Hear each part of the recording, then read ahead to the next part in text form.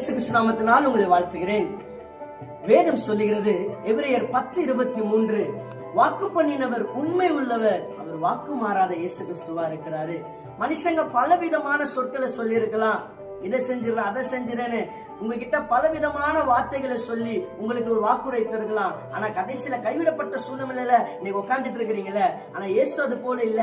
ஒரு விஷயம் சொல்லிட்டார்னா, ஒரு முறை சொல்லிட்டார்னா அவர் என்றைக்கும் மாற மாட்டார். அவர் நிச்சயமாகவே அதை செய்து முடிப்பார். உதாரணத்திற்கு ஆபிரகாம் சாராளுடைய வாழ்க்கையில சந்ததிகளே இல்ல, கற்பம் செத்து போன நிலைமையில, வயது சென்ற நிலைமையில போயிட்டாங்க.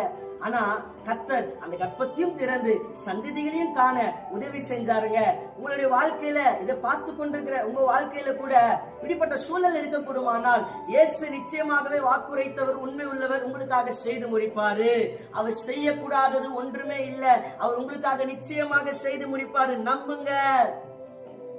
வாக்குரைத்தவரே நீர் உண்மை உள்ளவரே, நீர் வாக்கு மாறாதவர், நீர் வாக்கு மாறாதவர்.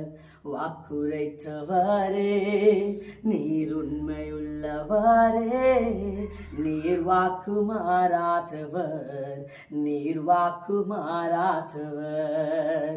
காலங்கள் மாறலாம், சூழ்நிலை மாறலாம், மனிதர்கள் மாறலாம், நீரோ என்று மாறாதவர். இயேசு என்று மாறாத தேவன். அவர் வாக்கு தத்தத்தில் உண்மை உள்ளவர், நிச்சயமாகவே செய்வார். இயேசு உங்களை ஆசீர்வதிப்பாராக. ஆமென்.